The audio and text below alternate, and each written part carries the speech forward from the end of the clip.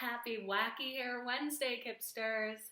Let's get a little silly today. Okay, we're gonna once again read our book Feelings, but before we do that, we're gonna talk a little bit about the difference between fiction books and informational books. We've talked about the difference between these before, but it's been a few weeks, so let's do a little refresher. Informational books and fiction books each have different features that we should be looking out for to know whether a book is made up or if it's real, right? So let's take our book Storms. Our book Storms has a lot of informational features, right?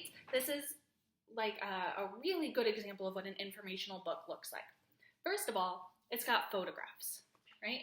These aren't made up drawings. These are real photos of real people. Storms also has a lot of other features that we've talked a little bit about. It's got a table of contents. It's got headings on each page. Remember, those are like the titles for individual pages. It's got captions and definitions. Let's see. It's got, here's a caption right here describing what the real photograph is about. And it's about real events, right? All of these are real events. It has facts, which means real pieces of information, right? When we read this, we learn information about blizzards, about monsoons, right? So this is an informational text. It's got a lot of features that tell us that this book is real. Now let's take a look at Owl at Home. This is a really good example of a fiction text. Owl at Home, when we look at the cover, we see that it's a drawing. This isn't a photograph of a real life owl. This is a drawing. And when we read the book, we see that it's about a made-up character. It's about an owl who's talking. We know that that's not real. It's really nice to read about, but that doesn't happen in real life. This is a made-up character, and it's a book about his made-up events. Now, Owl at Home does have chapter titles and things like that that were also in Storms, right? So those features could be in informational or in fictional text, like table of contents and chapters. Those could be either or. But we notice it doesn't really have headings, it doesn't really have captions, right? Owl at Home is a made-up story about a made-up character. It has a problem and a solution. It's not giving us information, right? It's telling us a story. Okay, Kipsters, we're gonna keep all of that in mind as we read some more pages out of our Feelings book. We're gonna start just by reading and just by listening, and then we'll talk as we read about some of the different features that we find in this book. Okay, let's get started.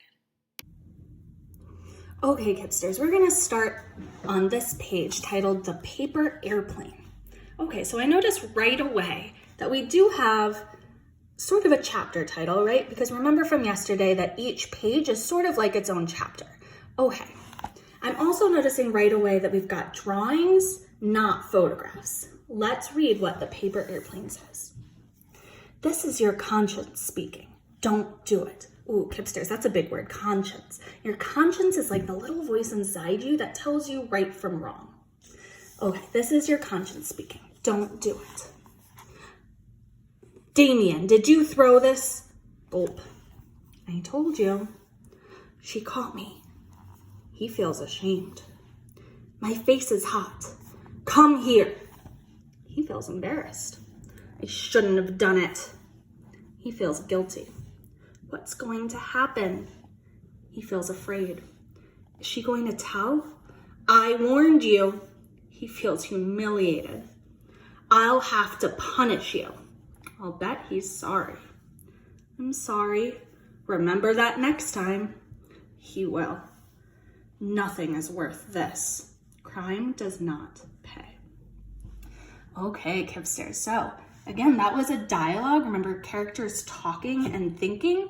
And it shows Damien, this character, going through a lot of emotions after he threw this paper airplane and got in trouble. All right, let's move on to the next page. This one doesn't have a title. We've got this little boy on a diving board. Let's see what he says. Here I go. I'm going to jump from the highest diving board.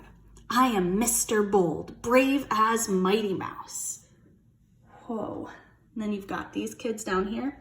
Some people aren't afraid of anything. Show off. Let's keep reading. Ooh, this one has a title. We have a new girl in class. I've got this new girl. She's got a lot of thoughts. I'd like to hide. They're all staring at me. Is she laughing at me? I wish I could fall through the crack in the floor. And the other kids in class, she looks shy. You'd feel shy too if you were standing up there. She looks nice. And that character, hello, my name is Patricia. Wow, so a lot of really good feelings on this page too, being shy, standing in front of the class, but then also being able to be friendly and noticing that you would probably feel shy too if you had to stand up in class and you were a new kid and you didn't know anybody. Nice. Next page, Whiskers. Whiskers died. Oh, poor Whiskers. You had her so long. I'm sad for you. She was old. She was sick. She had to die sometime. My heart is broken. She was silly. She was funny. We'll miss you, Whiskers. This is a really nice page about grief, which is when you feel really sad about something that happened, right? And how you can remember the good things, even when things are sad. That's a really nice page too. A couple more pages today. An outburst in many words. Uh-oh, we've got this kid. It looks like he is yelling something. Let's read. Who took the rest of my crayons? I knew it was you. You always take things without asking. How dare you? Do I take things without asking? I bet you broke all the points. If there's one thing that gets me mad, it's someone taking my things without asking. I bet you're not even sorry. I just borrowed them. Then up here we've got our little bird friends. Sticks and stones can break your bones, but words can never hurt you. That's what you think. Kipsters, this reminds me of a situation that used to happen in class all the time when Kipsters would be missing something and think that someone stole it, right? And sometimes we yell things that are even meaner than what we think happened in the first place, right? So these little birds are saying sticks and stones can break your bones, but words can never hurt you. And this bird is saying that's what you think, because sometimes words really do hurt, right? This guy seems pretty sad. He just borrowed the crayons. He wasn't trying to make him upset. Okay, Kipsters. Wow, I loved reading these pages with you. Now let's go back and think about our informational and fictional features. So we already pointed out the drawings, right? We see drawings. We don't see photographs. What's another feature that you notice? Call it out. 3, 2, 1. Yeah, I noticed made up characters. These aren't real people. These aren't real people, right? They're fake. What was something else we noticed? I noticed made up events, right? These didn't really happen. They could have happened, right? These are events that maybe we've experienced in our life too. Maybe we've been a new girl, or maybe we've had someone take our crayons, right? But that doesn't mean that they really happened to this person, right? Because this is a made up person. It's a drawing.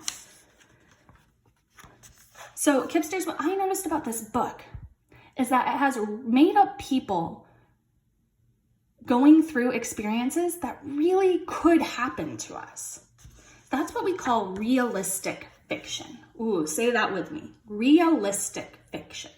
So it's a made up book. It's a fiction book, but it's like real life because all of these things could happen. Owl at Home, that couldn't really happen. There's no way that there's a talking owl who lives by himself and lets winter indoors. No way. But you could really be a new girl in class, or you could really have a pet mouse that dies. Now, this book also, just like Owl at Home, has some talking birds, right? So we know that that's fake. But a lot of the things in this book could really happen, but it's still made up. It's still got made up characters, made up events, problems, solutions, right? It does have titles, and it does have things that are kind of like little captions, right? They're like little thought bubbles. Okay, but this is a fiction book. Nice job, Kipsters. Thank you so much, Kipsters, for reading this book with me today. I had so much fun.